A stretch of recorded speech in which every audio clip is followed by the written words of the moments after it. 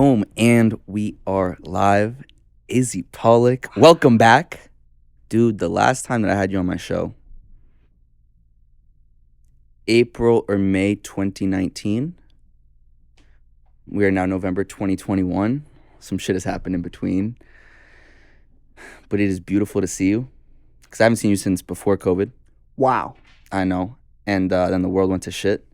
And I am so happy to see you on a personal level. I'm so happy to have you back on my show. And that's really where I'm at. Man, I'm so excited to be here. It's crazy because even that intro is like 100 times more evolved and curated than it was when we originally spoke at a small studio in Santa Monica. And that small. See, I remember that too because, well, first you were my second episode ever. Wow. And that means a lot to me too because because I wasn't number one, I'm just number two. I'm now 80 episodes later than that. Wow.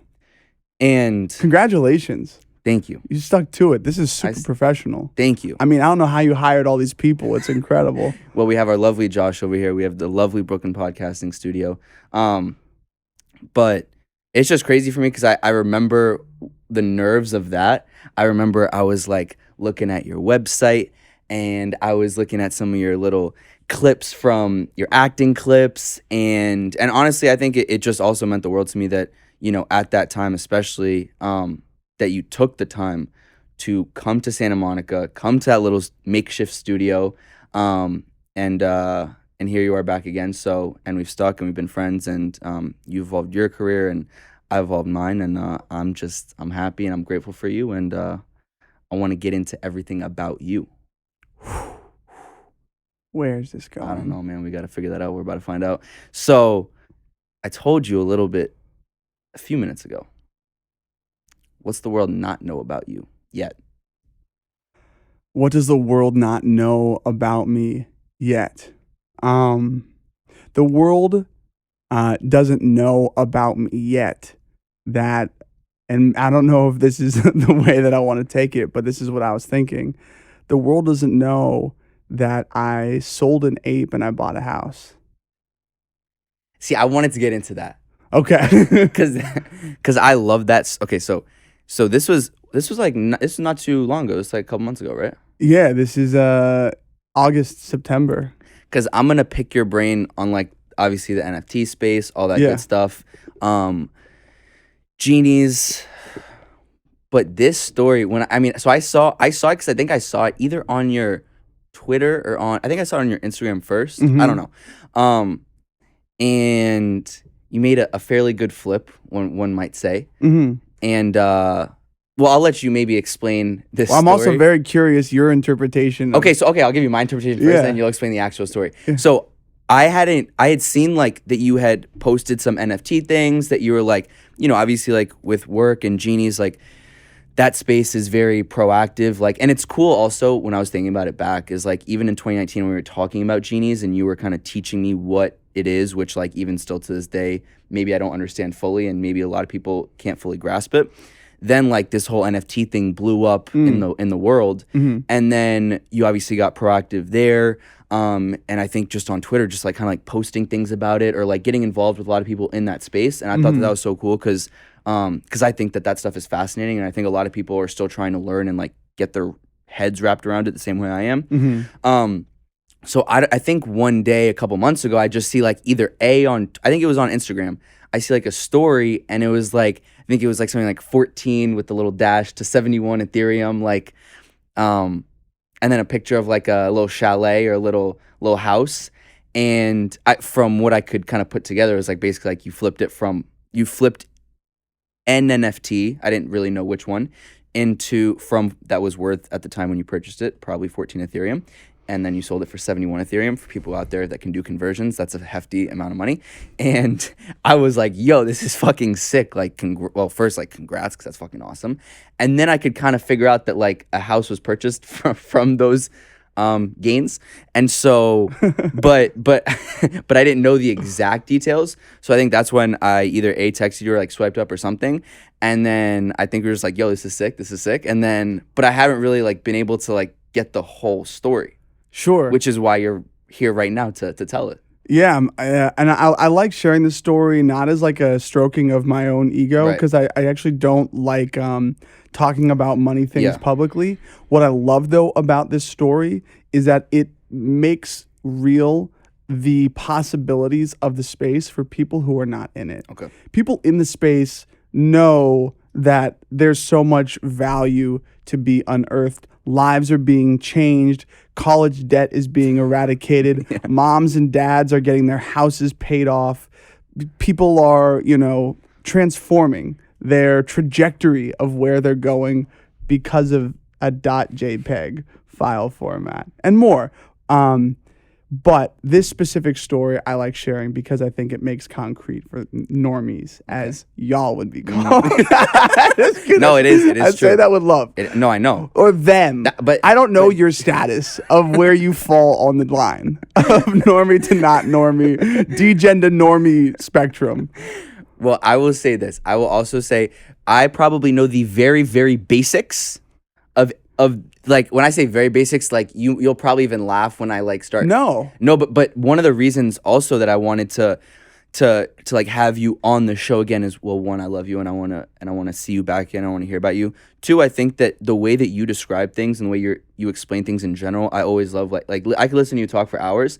So now granted we're on a time crunch here, but I will say like I think you explain things super well, and I think that part of growing the space and part of getting younger people like myself or older people to try to understand it is having brilliant individuals like yourself give it to us in a much more simplified manner to help grow the space and get more people erasing their college debt. And it's not just about the money, obviously, but like just to kind of teach people, because I think that that's obviously one of the big goals of this movement.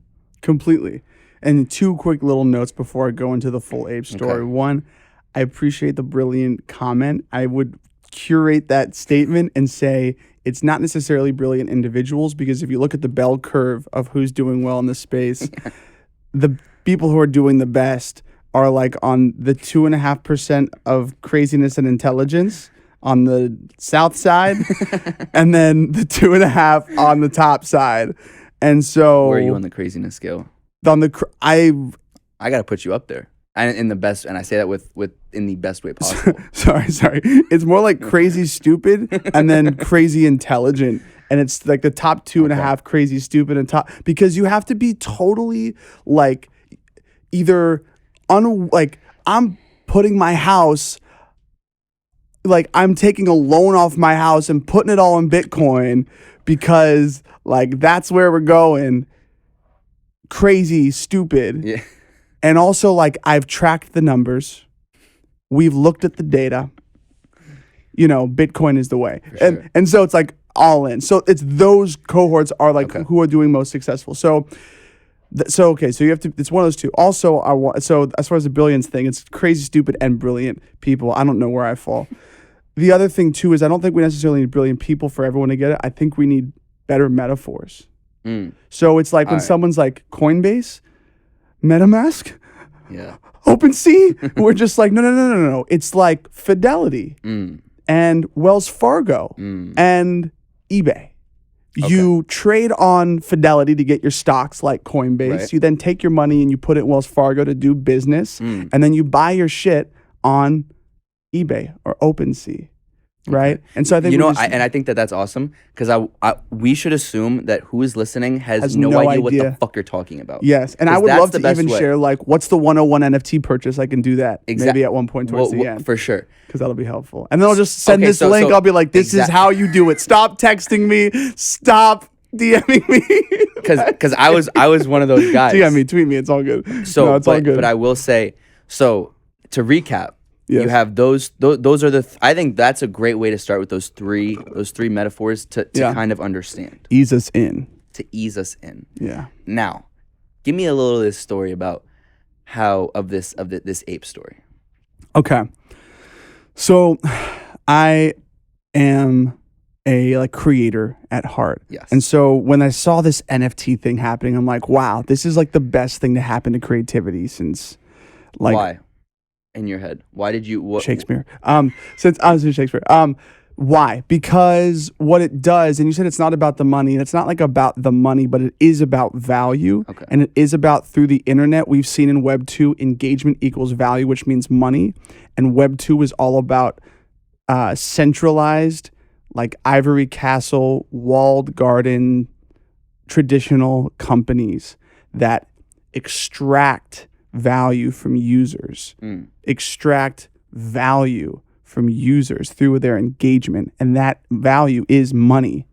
And that if you don't pay for the product, you are the product.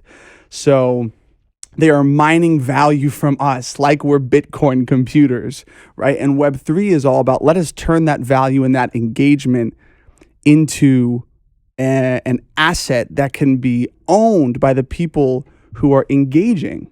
So it's not necessarily about the money, but it is about the fact that we are now tangibly able to measure and see the value of our engagement in the term of like financial returns for what happens if we believe and buy into an idea or engage with it online, like Bored Apes. But this was your first, when you started hearing or learning about the NFT space, this was what is this the first thing that came to your head? What first came to my head is that you can digitally own something. And we've been talking about digital ownership since 2017. We've been running around the world saying, what if you could truly own your digital identity? People are like, what do you mean? We're like avatars. They're like, what is that? So before this was even a thing, we've been obsessing about this idea. Or later in like 2020, mid 2020, we had a conversation with the CEO of Dapper Labs, Roham, and he's the man. And he's like, he heard our pitch, and then he's like, that's an NFT, right?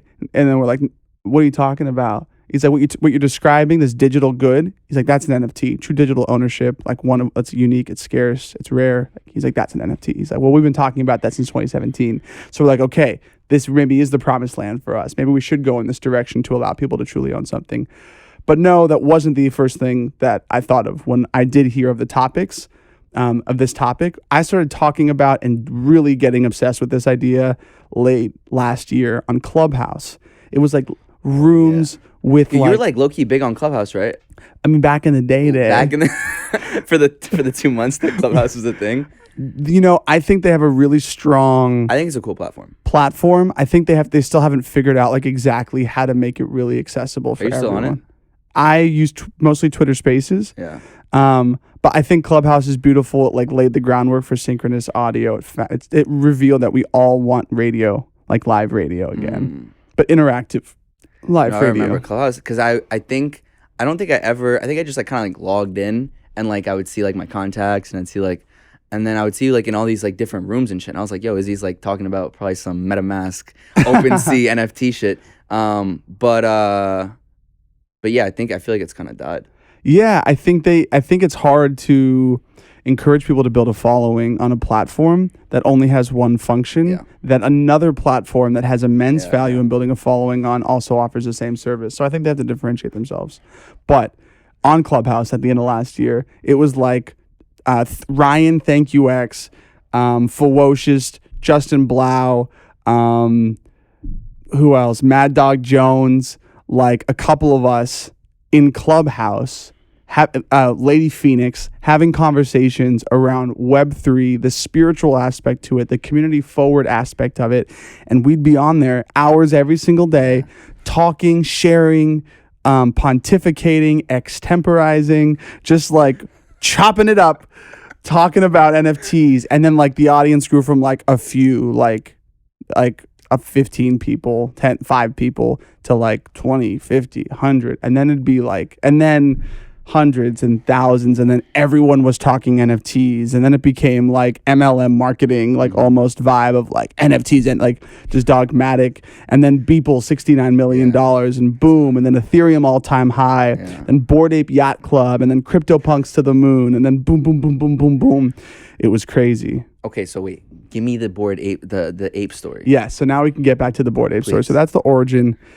The Bored Ape Story is interesting, and why I kind of made the circuitous route to this conversation is because early in the year, I brought a concept to a friend, Matty Mo, the most famous artist, who's just like a powerhouse creative and businessman. Someone who has like, half the creative, half the business brain. Very rare breed. Very much an entrepreneur, and had this concept of like celebrating the leaders of the NFT space, just like back in the day. Gustave Courbet, a famous French painter who painted these like realism portraits of like peasants in the French countryside, elevating them to the status of kings, queens, and gods because he painted them so large. His famous he did the first close-up like in history. It's the Origin du Monde. It's a close-up of female genitalia, like really out there dude. When he wasn't accepted into like the Palais, like to whatever showcase his shit, he's like, fuck it. He set up his own shop across the street and just like beat them out with guests and intrigue and like whatever. So badass artist. Anyways, he celebrated the peasant class, elevating them. I was like, we should elevate the big NFT artists because no one really knows them in the real world. Okay. So we did 100 different anyways, I won't get into it. We had a successful NFT project that we built together. And that gave me a little bit of spending money. And I was like late night on a Clubhouse conversation, and it's like apes revealed. And I was like, what the fuck is this? And so I go into this conversation, and everyone's like, oh yeah, mine has like pizza in its mouth. And like, oh, it's so cool, man. Like, what do you have? And it's like, oh, mine's got pink fur. Oh my God, like really tight. Update your profile picture. And I'm in there. I'm like, what are they talking about? What? And then I'm like, hey guys, like, Izzy Pollak speaking, like, where do we get, what's going on here? Like, oh, the apes are revealed. I'm like, okay, like, where do I get these? Like OpenSea. So I go, and I'm like, I don't know you can search by rarity. Like, I've never bought an NFT at this point. And I was just going through the list looking for ones that were cute. I was like, this is about to be the craziest moment of my life. I'm going to spend a few $100s on some JPEGs. I'm like, this is ridiculous. Who the hell would do this? And I'm like 2 a.m. after a long ass week, Saturday, 2 a.m. And I pulled the trigger on one, and I was like, wow, that's exhilarating. I should get another one. And then I bought another one for like $500. And so I was like, woof. Oh, okay. Phew. Time to go to bed. I get off Clubhouse, and then for the next several months, I watch my few $100 investment go to the moon. Or my few $100 accidental purchase. So how many did you buy originally? I bought 2. You bought 2. I bought those. What and how much Ethereum for each originally? 0.1 something, and then 500 USD for the other one. Okay. So a few hundred. And so those 2 go to the moon. So then months later, I always just would put my NFTs for sale at aggressive prices because like if it sells for double what the floor is, then like you could just go buy 2 more of the same thing and like you're good to go. So, or sell one, you made your money back, and I'm at an art show in LA with my girlfriend. Shout out Ingrid Mura. Check out my2front.com. Changing orthodontics. What a good boyfriend. Immediately just closed a round of funding for seed round. No. Yeah, raising a few. I haven't met you, Ingrid, but first of all, the fact that you're with him, I can approve already. And second of all, what do we have to go check out? My2front.com. My2front? Yeah, like your 2 front teeth. Oh. Changing orthodontics. Changing the entire industry. She sounds brilliant. Oh my God. Far too smart. I probably couldn't wrap my head around. No, we'd both be there like. Yeah. Shout out Ingrid. Shout out Ingrid. Anyways, Ingrid Maria Mura, IMM. So. Fire initials. IMM. Right? I'm IMP. She's IMM. If we got married, she'd be IMP and I'd be IMP. Well, unless I took her last name, which that's a whole other. That's all. Could be. I could see you doing that. I couldn't because I'm the only male in my family. Oh. But I could see her, and there's a lot of pride around Izzy Pollak, who's my great-grandfather, the only one to survive the Holocaust. There's like a whole thing. But I could see her or our kids splitting, hyphening, or I don't know. I'm very... Dude, I forgot you. I like that age of kids where that's like a conversation. At least it's a conversation. I don't know where we can talk about It's a big conversation. Woo. It's a whole conversation. You gotta Ingrid's getting her eggs frozen. I'm proud of her. Oh. Yeah. She's a businesswoman. She's got a thing to run. She's like, I don't got time now, but like my body's Ingrid sounds like a badass. Next time I'm in LA, I'm gonna come. You got to interview Ingrid. I'll interview. And Ingrid. My sister Sammy, Lavender, Chef Lavender. I remember when I was on FaceTime with your sister. Yes. When she started her podcast. Oh my God, her podcast made her like elevated her, and her book release got her the sous chef position, #2 at Little Pine. I follow her, so I see some of those pictures. It's crazy. Awesome. Yeah. So she's like telling people she's 3 times her age, like, no, yes, do that. And she's like a badass. Just only fire women in my life. Shout out my mom. Shout out your mom too. As well. Yeah. And my dad's girlfriend, Joy Dornan. Bonnie Foster? Bonnie Foster. I remember. He tracks me, ladies and gentlemen. I do. Finger to the pulse. Felix Levine, ladies and gentlemen. Okay. So back to the Ape Story. We digressed. we digressed. So you bought 2 of these things. I bought 2 of these things. Okay. They went to the movie. Because it's a fuzzy, it's a woozy, it's a. Exactly. I was like, if I'm about the thing, I have to do it. So I did it, and I'll come back to how to do it for the first time later in the conversation. Yeah, because we have to educate. Because it's very similar actually to what I did then. So then months go by, it like just goes like do, and just like keeps going up and up and up. Are you checking it regularly? Or you just kind of like, yeah, fuck it, we'll see. I occasionally check it, but like I'm already blown away when my shit's like 10x, right? I'm like, oh my God, in Ethereum, like, this is crazy. Like, my word, this is the best investment of my life. So it goes up, and then one day I'm like, F it, like I'm gonna put it up for like 10 Ethereum. Just a crazy win, and like no one's ever. So these gonna are buy 2 of the apes. 2 apes, 2 of the 10,000, 9,999, because one not so smart person burned one of their apes as a stunt. Brilliant. Yeah. Oh, well done. You got the followers, and you lost like $45,000. Yeah. So then we watch it go up. Ingrid and I are at the LA Art Show.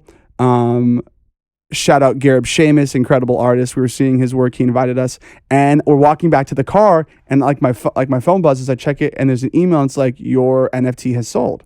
I was like, what? I click on it, and I look over at Ingrid. I'm like, my ape just sold for like $36,000, and she's like, and that's so at that time. When was this?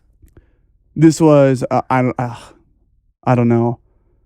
What was Ethereum at that time? Ethereum was probably like 2,600 or something. So you sold it for like what, like 13? I guess actually this is like this is part of the story. This is right before the run up where Ethereum went up to like 30 something, and and apes went up in price. So I sold it for 10 Ethereum. Okay.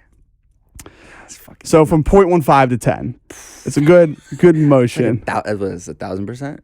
I don't know. It's math was never my strong suit. I think it's like a whatever. It's a fuck ton of percent. Yeah, it's like it's a lot of percent. Yeah, it's nice. It's not bad. It's not. So you're sitting there, and you're like, what the fuck? Yeah. So I'm like, this is crazy. She's like, how do you feel? I'm like, I guess I feel pretty good. That's crazy. I can't believe it just happened. And then I proceeded over the next few days to watch it go from the cheapest price of whatever 6 to like 15. And then I was just like, oh, your boy fucked up. and then I saw an announcement, and it was like, okay, Bored Apes. I knew they were going to be at Sotheby's. I knew they were going to be at Christie's. I knew that this part of the roadmap known as mutant apes, no one knew what that meant, was going to be big. It's like the big last thing on their roadmap.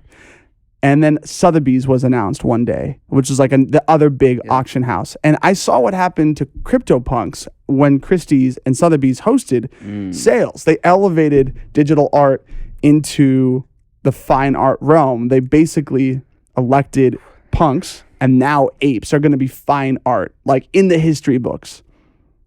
And so then I found that out. Sotheby's announced they had this crazy video of like a 3D gold ape walking a gold dog. And I ran home and I bought 3 more apes. And so you're using the money that you made, and you're just buying more apes. And I bought 3 more apes.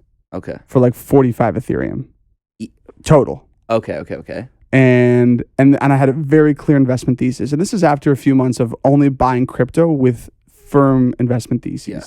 So it's like, I'm going to buy today because of this, and I'm going to sell tomorrow because of that. And if it doesn't happen, then I sell it, and the thesis is over. Okay. So I was like, this is my horizon for my apes. I'm buying these 3. The next day, I was sick the whole day. I talked to my therapist about it. She's like, Izzy, it's because for the first time you've made a big decision. She's like, all the way from your balls.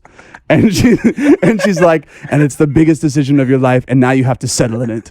And I'm like, where's your therapist from? Where's that? She's from Amsterdam. Okay. Yeah, we teletherapy.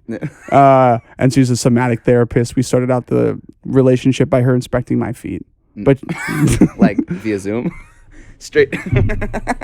He's like, okay, good, we got the screenshot. Yes, here's the trauma. See, but she's right. She's like, yes, and here's the fire in you. You're definitely wait, an pause. artist. So she's like, yo, chuck your feet up on the Zoom. I'm on the call. I'm like, and this is what happened. And then she's like, okay, yes. Okay, now show me your feet. And you're crazy ass like, you know what? Fuck it. I probably got to show her my feet. I'm like, well, I have two options at this moment. I can like go with it, or I could like be like, thank you for your time. And so I went with it, and she's actually the best therapist I've ever worked with. Wow. So you took off your socks and I was like, now. And I was looking at the camera. How long did she did you hold your feet up? Like 15, 30 seconds. Wow. Yeah. And so she's like she's like He's like higher and flat. Wait, so what'd she say after? Oh, she's like, yes, there's the trauma. And then she's like, and here you can see your fire element. And you're like, you're my therapist now. This is good. Well, just what she then proceeded to like tell me about myself and what I needed to work on, as just always unraveled more about that male generational trauma that we're working through. On that. We will. So ape. So blah blah blah blah blah blah blah blah blah. It's getting close to the end of my investment thesis for the apes, the 3 apes that I have. And we're in Mexico City, Ingrid and I. She planned this whole trip because she's amazing, Ingrid. I love you. And we had the best time in Mexico City. It's like my favorite city on the west side of the world, on the west side of the coast. It's like Europe, but 3 hours from Los Angeles. Yeah. Best restaurants, whatever. We're in a cute little cafe.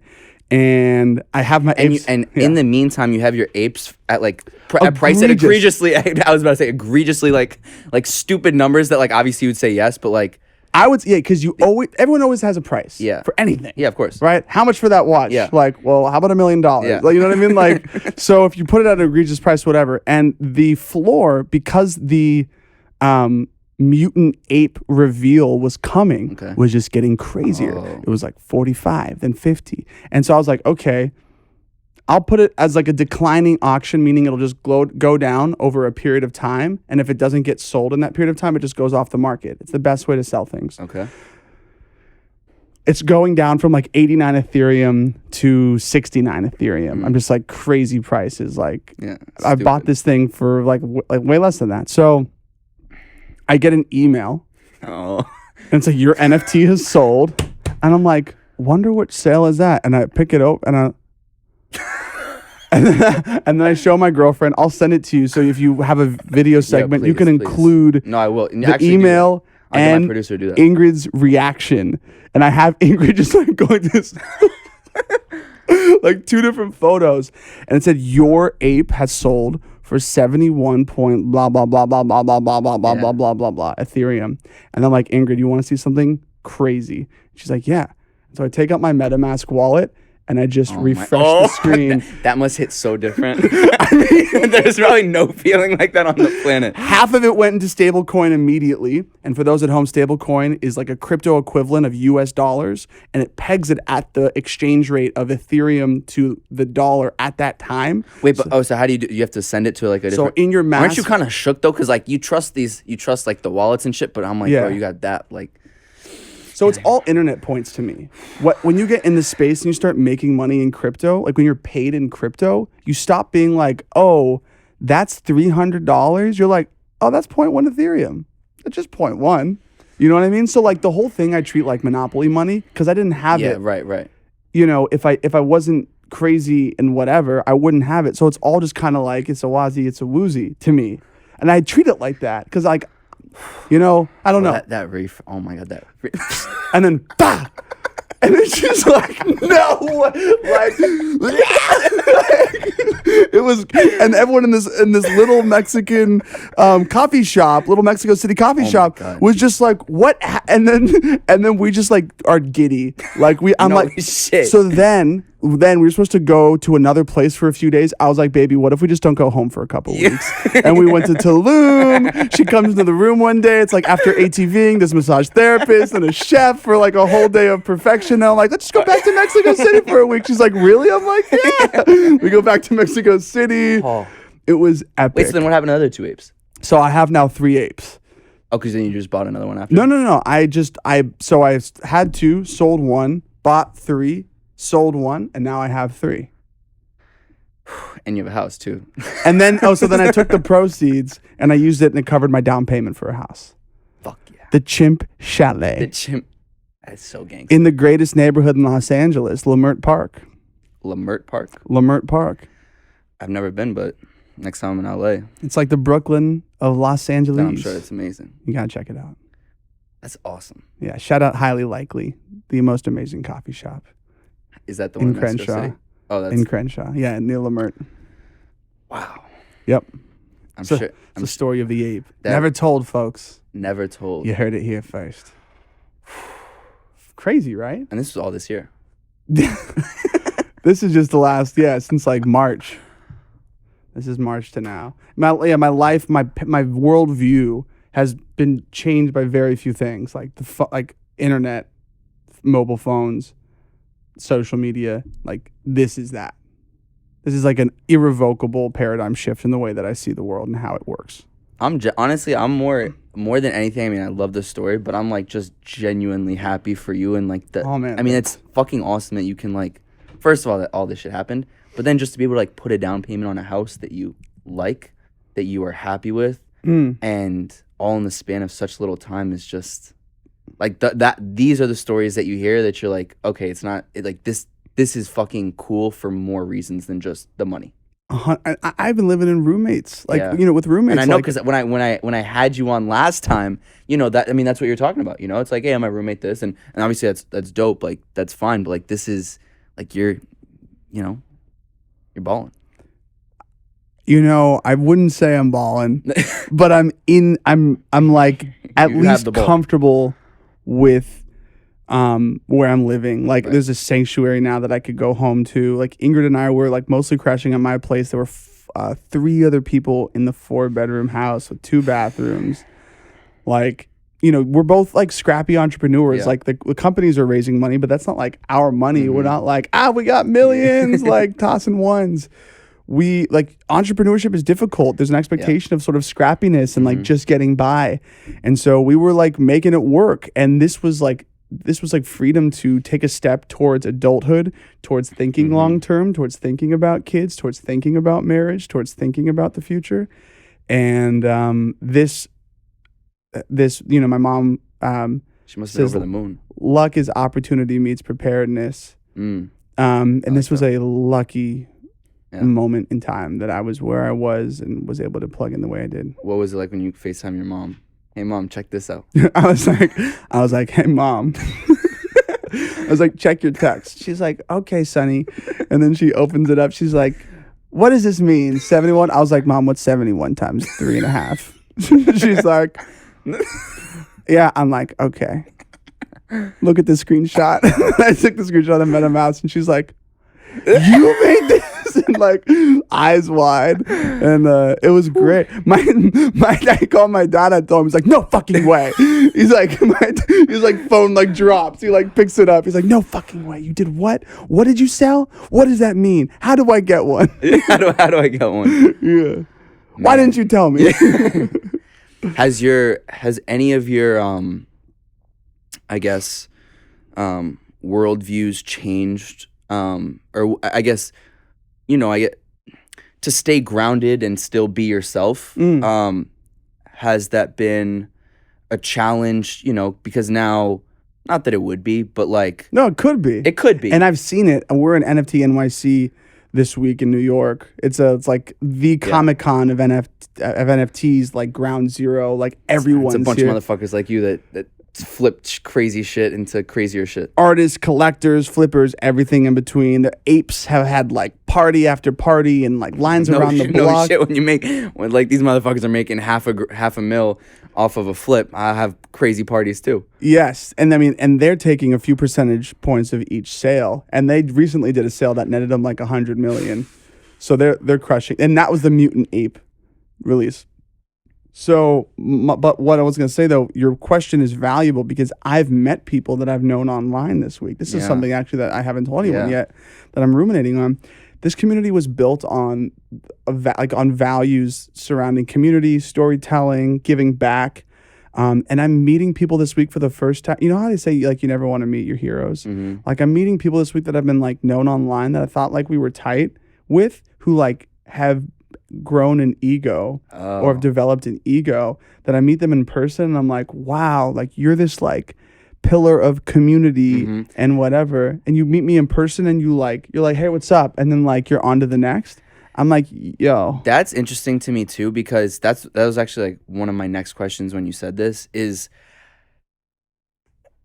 how much of it is really like community, right? Like if you because especially when you're dealing with such large sums of money, it's like people can say, oh, we've got this awesome NFT community and it's all about the community and educating people and, maybe a little charity work and that's all good and nice. At least it sounds good and nice. But like, how much of that is actually true? Yeah. So I think it's like the .com boom. Like was pets.com like a really like great like platform? This is like early days. So I think there's a lot of snake oil in the space. I talk with a ton of brands, the biggest brands in the world. And they're like, they come to me with their team of experts and they're like, taking out their magnifying glasses, trying to like see where the cracks and like the armor are. And at the end of it, like I have them laughing and smiling because I'm like, guys, like you just like, don't think of me as like a partner who's trying to like extract value out of your big thing or whatever. I'm like, we're good. We've raised money. Like we're focusing on other sectors besides brands. So like, but think of me as like a gut check. So when you guys are jumping on calls and people are like, we're going to make you so much money, blah, blah, blah. And you're being fed snake oil, like come to me and be like, Izzy, like, is this legit? Because where there's money, or where there's smoke, there's fire. And there's a lot of people who are burning folks right now who just are like seeing dollar signs and mechanically building the experience of community or on the idea or using the words of community. And then just doing it purely for a money grab and financial gain. Well, I think it's also, because you're obviously a fantastic story, but there's also a lot of people that, bought at the top and that road down. Yeah, when fortunes are made, fortunes are lost. Yep. Yeah, and that's why when I tell people to buy something for the first time, I say spend like money that is gone. It's like an angel investment. Only spend what you can afford to lose. I suggest like no more than $500. If I'm talking to someone who like really makes a shit ton of money, like G-Wagon, I'm like spend $1,500 max, $2,500 max, like not even $1,500 max. Go onto OpenSea, go into their rankings. They have like a ranking section. You can see the top projects for the last 7 days, last 30 days, whatever. Find a top project in the last week that's under that price point with art that you like. Buy it to represent you online and make it your profile picture on Instagram, Twitter, maybe LinkedIn if you're feeling crazy. and then try to plug into that community. Go into their Discord. It's better if they have a strong Twitter following and a strong but how much of Discord it is really community? So for the projects that are about it, that really have Web3 founders, meaning they've taken a paradigm shift in the way they think of business, value, identity, art, and culture. If they really are about it, they really are trying to build community. These apes are a community. Like, I see someone with a Jewish star on their neck, I'm like, what's good? Shalom. Like if I see an ape, it's like, it's not that deep. It's not like Hungary, fucking Russia, fucking World War II deep, but it also is just like, what's up? Yeah. Because you feel like you are a part of something. Doesn't mean that everyone's doing it. Doesn't mean that not all that glitters is gold, but if the projects are legitimate and the founders intend to deliver on their vision, then it is very much community focused. And I think it's interesting because I have a friend who's dropping, and I'll plug him, that's dropping a project soon called The Lethal Leopards, an underground kind of interesting project that I'm looking to get involved with. And I think that when they sound deadly. And I think that, and the art is, I mean, I think first and foremost, the art is awesome. They have this Vietnamese artist, and, you know, I've seen a bunch of them, and I know that they're dropping soon, so I'll plug them away. But I think that the premise for them is also kind of this long-term community. And I think my question to you is, two questions. One, how do you really get to that authentic community? And two, like for yourself, like how do you vet a project, right? If I showed you this Lethal Leopards underground project, what are the steps that you take as someone who's, you know, in that space and more knowledgeable than the average human, to vet, you know, if this is something legit or if something that you want to buy or X, Y, and Z? So it's 3 things. It's one, most importantly, or I guess 4 things if you include the price point. The price point should be low. It should be what's low under $500. Okay. 2, they should have an engaged Twitter. So you should see that people are responding or commenting or liking or retweeting, or they have a good following. They have an engaged Discord. You know, a few thousand to they like to say that you want to have 3 times the amount of people in your Discord as the size of the collection to be successful. Wow. That's for hype-based projects, and I think there's an era ending of hype-based projects. Yeah. Like, let's all jump on the rocket ship. Let's go to the moon. Yeah. You know, I just don't think that's going to sustain. We've seen projects like Mecca, one of the most hype projects, hundreds of thousands of people in the Discord, you know, just fall flat in their delivery. Why? And that because the art wasn't so tight, the NFTs weren't differentiated. They were so intricate that like you couldn't even tell them apart. You'd see a row of them and you'd be like, these are like all the same thing. You know, most of the Bored Apes look quite differentiated anyways. So price point, Twitter, Discord, and just when you get into the Discord, you want to ensure that there's like engagement and people are talking. And then once you buy it, because you've liked the art first and foremost, and 2, you can afford it, the Twitter and Discord following show your social engagement. You want to see in the Discord if it's popping, because now you're plugging into a community and you want to see, do I like these people? If you're buying something for the art and the aesthetic, or excuse me, if the aesthetic and the price point, then you're probably like going to be around people that are kind of like you, right? You're kind of like getting into something because you're drawn to some form of beauty. Yeah, but don't you think most people are getting into it to try to make money at this point? Yeah, that's why I'm so scared that Coinbase is popping up over 1 million people into an NFT marketplace. You know, do you think in your eyes is this a bubble? I think it's all cycles. Yeah. Like we're also in like the longest bull run bubble of the stock market, like that the world's ever seen. People are saying like the next bubble bursting is going to be much bigger than 2008 because of the wild inflation that we're seeing and the eradication of the middle class and like all this crazy shit, you know, with our actual economy. So it's almost like who's more responsible? You know, we're talking about 2 different financial institutions. One that's designed for us to fail, the traditional financial institution, hedge funds, big money, you know, big finance. Like we're supposed to compete as like mortals with like machines, well-oiled machines with hundreds of analysts, you know, anyways, versus like something that's decentralized. I don't know. I feel like it's like potato almost at this point, unless you know. Well, I also want to take you, I also want to talk, you know, in another sense. So I hope, first of all, that was insightful for people. Because I think it was, you know, I think you showed the, I guess the pros and the cons of what's going on, informational. Obviously, you have a very good story. Some people might not, but there's also a lot of people that do. And I think that, I think it'll be interesting to see the next couple years, you know, when the hype beasts and all of them have left the space, to see how much it really sticks. Will hype beasts ever not like flipping shoes? No, that's true. That's true. So I don't know when they're going to leave. Yeah, but no, it's a fair point. It's a fair point. But I want to talk more about you because... Oh, no. Yeah, I know. It's scary. For you, so there's a couple things. that I've seen and that we've interacted over since COVID started. And I'm more interested with your experience, and kind of because I always like hearing the way you explain the intricate psychological workings of life.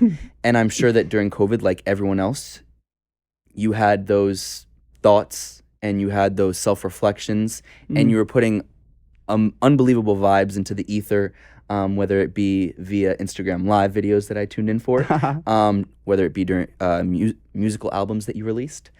And I'm kind of curious, since I last had you on my show, at least, some of those maybe inner workings or things that you learned about yourself, especially during a weird time, that, maybe you feel better for now, and some things that you might have learned about yourself that you never thought of previously, or I don't know. How has Izzy Pollak grown during these last 2 years since I've last seen you on my show?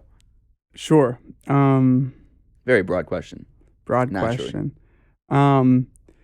I really have been investing heavily in therapy. I think that's awesome.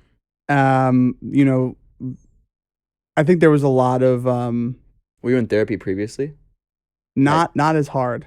What do you mean by hard? Like just the amount of times that you the length and consistency and attempts at different people to like find the nut. I had like a bout of depression, maybe honestly after we spoke, for like 3 to 6 months. I was like sad every single day. Wow. For like what felt like forever. I'd be like calling my dad, crying on the way to work, and I'd have to like leave early because I literally couldn't read emails. I'd be so anxious. I'd take naps several times throughout the day. Did you pinpoint why that was happening? Yeah, so I was in a relationship. I was in an emotionally abusive relationship, that basically depersonified me. It like all my needs became irrelevant. And if I'd ask for my needs, I would told that like I was like it was like too much to ask for, and like rather than getting out of it, I just stuck with it, and so I just was depleted essentially, and then also depleted at work. Work is exhausting when you're when you're working at a startup. It's just like 24/7. So like I have no reprieve from my professional life. I have no reprieve from my personal life. And it just put me in like a downward spiral, and it was just really, really hard for a while. And so then I got into therapy a little bit with that. And then I got out of the relationship. COVID happened. And then I kind of healed a little bit and actually started a TikTok to kind of share all the shit that I'd gone through, stories about my life, whatever. That was really fun for a bit. My mom and I did like a little dance video, hit 1 million views. Like it was really a passion of mine, like kind of just like sharing fun little bits of like nerd, like Mr. Rogers for adults was like the theme. And that got me on this whole path of thinking about like, what do you need to do as like a male today to be good? Anyway, sorry, I'm getting off track. Your question was about what have I learned or how have I grown in COVID? I think what the biggest thing that I've learned is that everyone needs either therapy or like a relationship coach. Like every single person, especially young people whose parents were children of people who survived World War II, even though, and those parents probably needed too, and their parents, if they're still around and they care still. Like, I think relationship coaching is one of the most powerful things. What is it about those parents that survived World War II that where is that connection that you see? Yeah, so I think to be able to survive a war and keep it together, like on the fringe of potential devastation or annihilation, whatever they felt throughout those times, maybe even direct descendants of survivors of travesties and horrors, I think it just produced a hardened sort of human that was not good at processing and communicating its emotions. And I can't speak to the female experience, but I can say that for my male experience and what I've seen, and I even had a group called the Beta Boys. We met weekly to talk about the stuff we were going through, kind of off a play of like, we don't want to be like alpha males. Like, you want to be like an alpha male? Yeah. Like, no, I want to like be emotionally aware, in tune with my relationships, know how to convey my thoughts and feelings. For me, that's a clear sign of intelligence. Like, I'm being so dead serious. We would agree. But like emotionally, and just like when I think of smart people, I think it's people like who can grasp that first. It's a good place to start. It's a great place to start. It's a good foundation. I think more people should try to start there. I agree.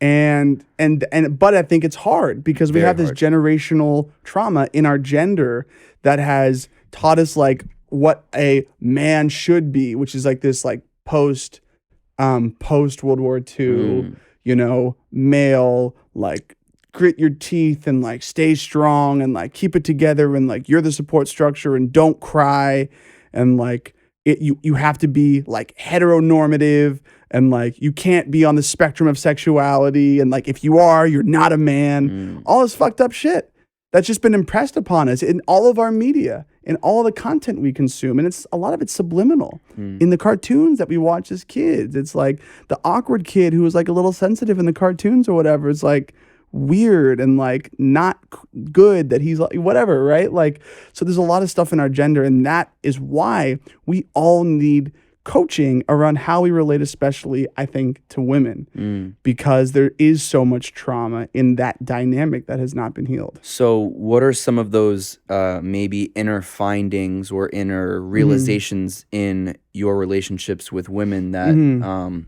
that you have found to be successful, that young men out there could benefit from, at least for you, because obviously it'll be different for everybody. Exactly. But for you. Sure. The blame game is a really hard thing for men because men... and what's your definition of the blame game? The blame game is when you feel negative feelings inside. You point to the person across from you and say, you are making me angry. Okay. And she is not. They are not doing that to you.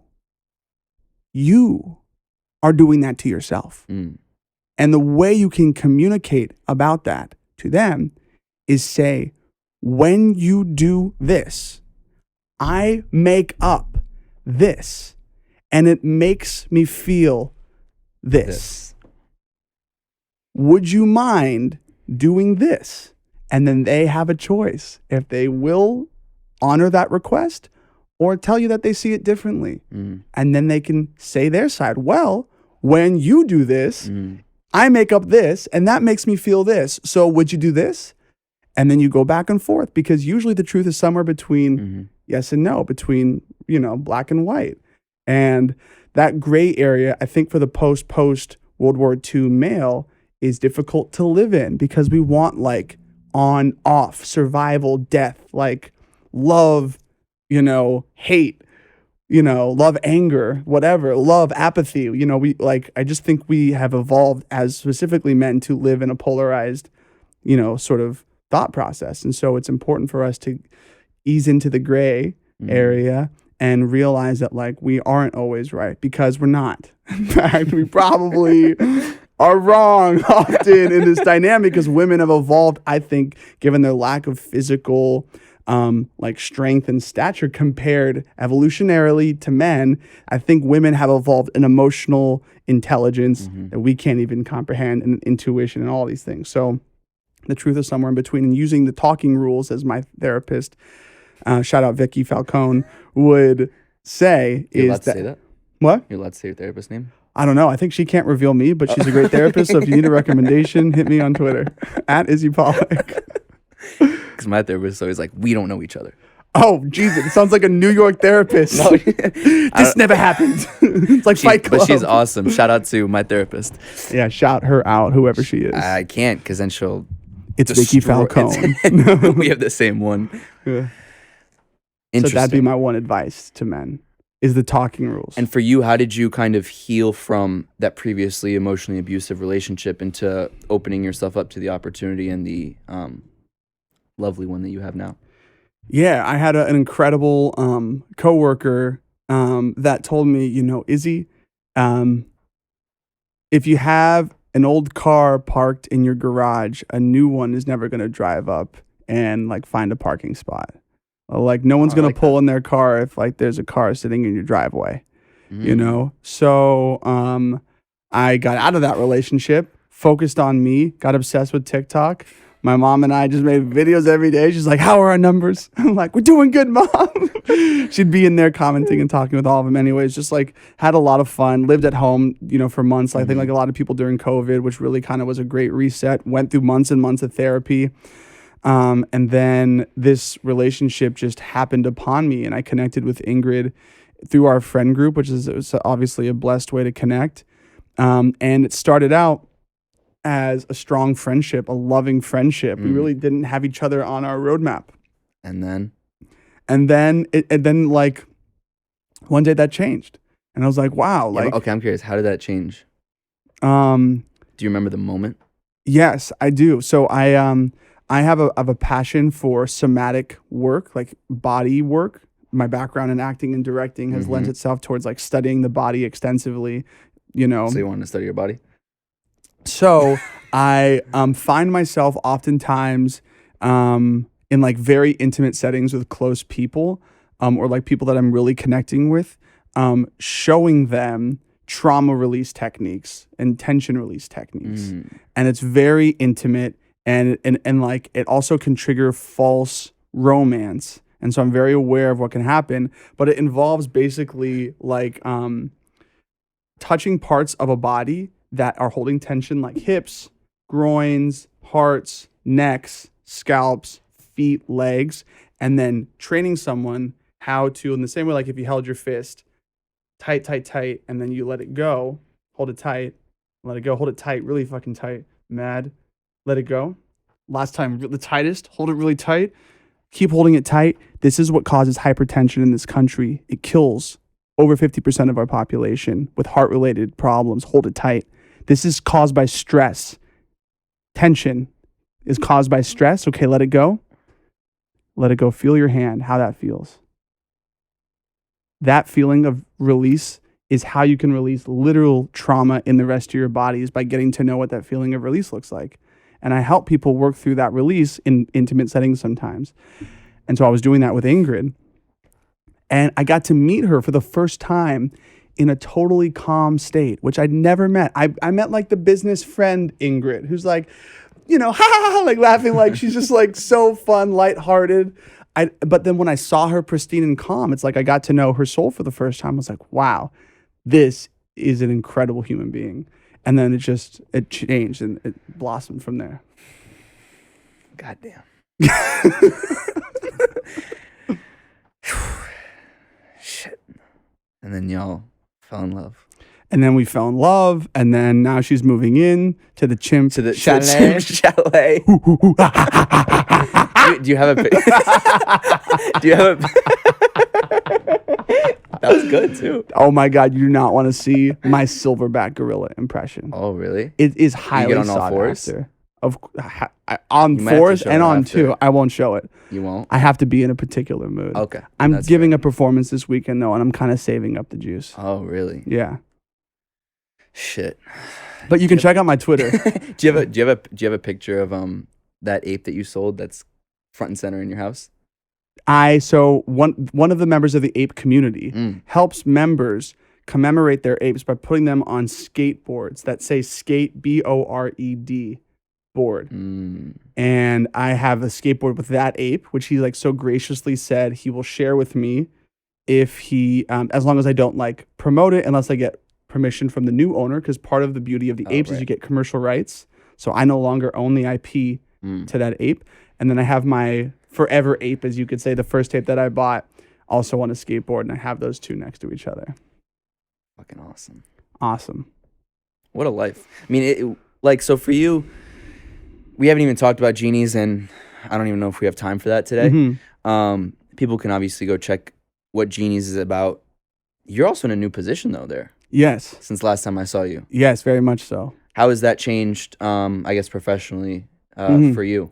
Well, maybe let me high level Genies, and then I'll talk about the head of community role.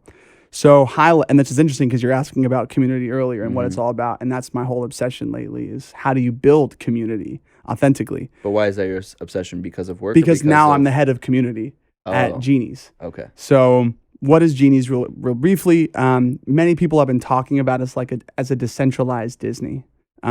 Decentralized not in the crypto sense, but more so in the sense that just like Disney that has these cast of characters that they tell stories about and then sell products around, we've been doing that with the digital identities, the avatars, the genies of the world's biggest tastemakers, from Will Smith to Bieber to Rihanna and thousands of others for the last several years.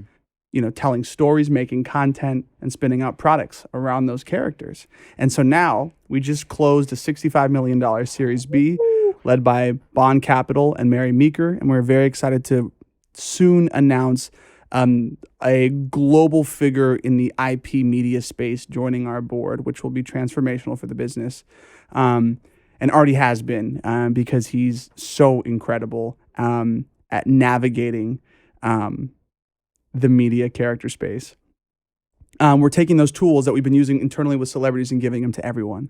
So anyone can create their own fantastical 3D Pixar animated version of themselves and use that as their identity to create content and even eventually sell their own digital products. In the same way that TikTok democratized video content, making it fun and easy to create, we're doing that with metaverse content.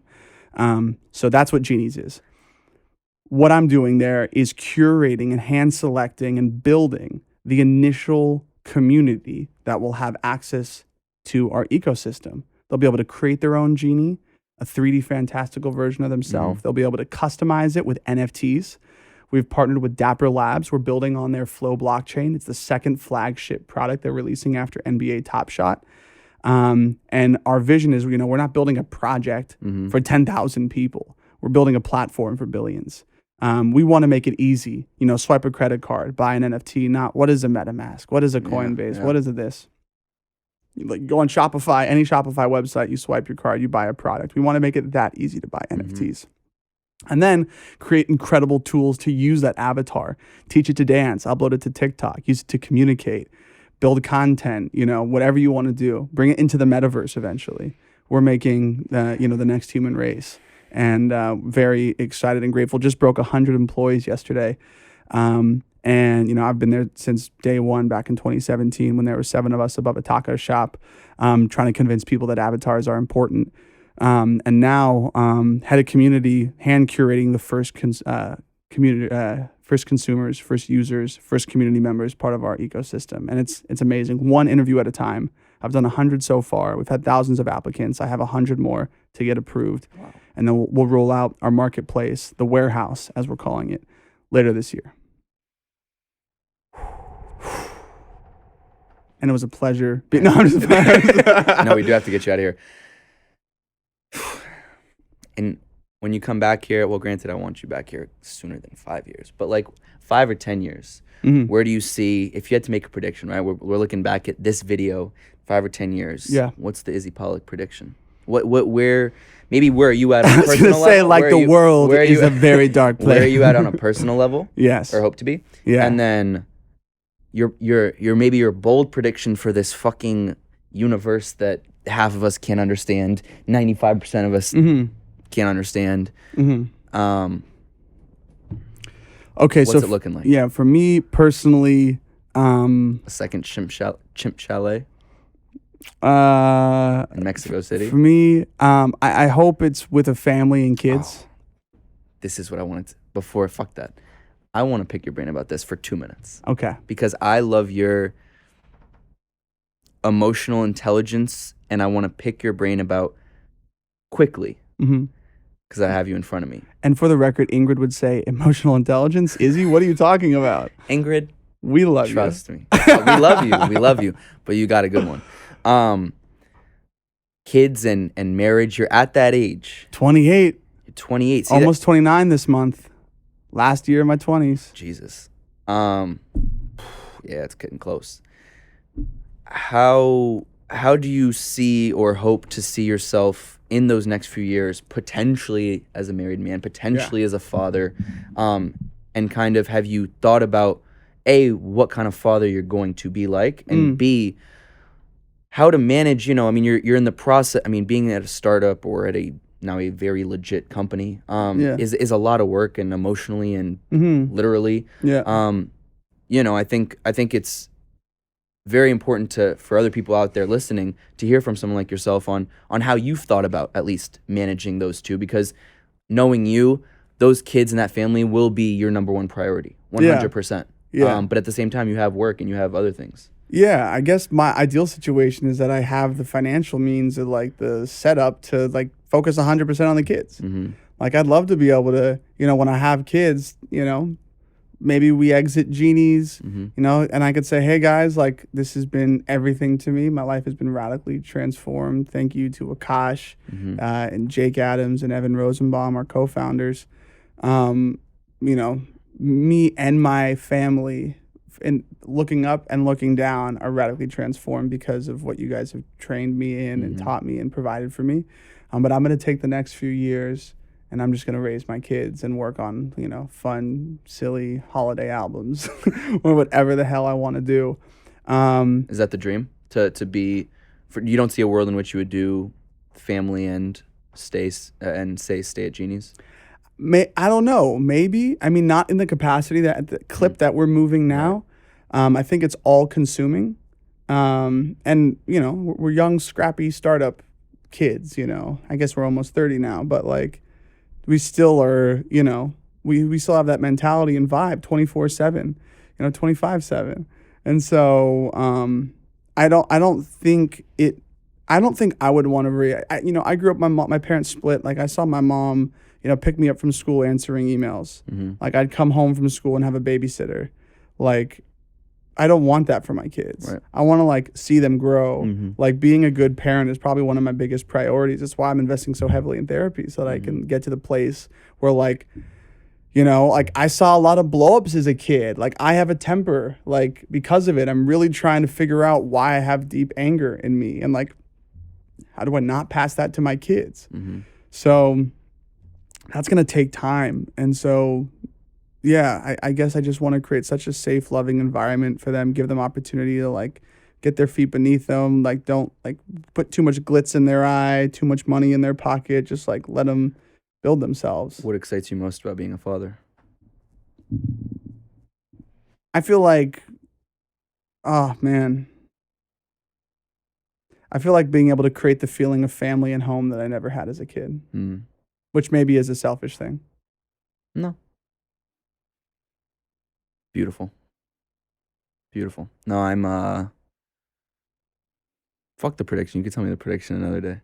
I think that's a beautiful way to end. And I could talk to you for 2-3 hours. Next time we'll book 2-3 hours. Because there's so many other things that I gotta pick your brain out. But genuinely, thank you for taking the time during a very busy week for you. And on a personal level, I'm just so, my mom always says, she's like, I don't believe in saying I'm proud of you. You should be proud of yourself. And I'm going to say that to you because I'm happy for you, but you should be proud of all the things that you've done, both professionally, personally. I think that working on yourself through therapy, through other means, is the most important thing you could ever do. And I think that it takes a smart individual to do that. So, you should be proud of yourself. And as a friend, I love you, and I'm always rooting for you, and I'm excited to have you back one day next time in New York City, and where we can chop it up for even longer. But man, it's good to fucking see you, and I appreciate the shit out of you for being my second guest ever and coming back here for episode 84 or whatever it is, because it really does mean the world. And yeah, man. Love you, bro. Thank you for having me. Appreciate you. I love you, man. Boom. Izzy Pollak, everybody. Thank you so much for watching this video. If you haven't done so already, please make sure you like the video, subscribe to the channel, follow me on Instagram at felix.levine, and if you have something to say, please leave a comment.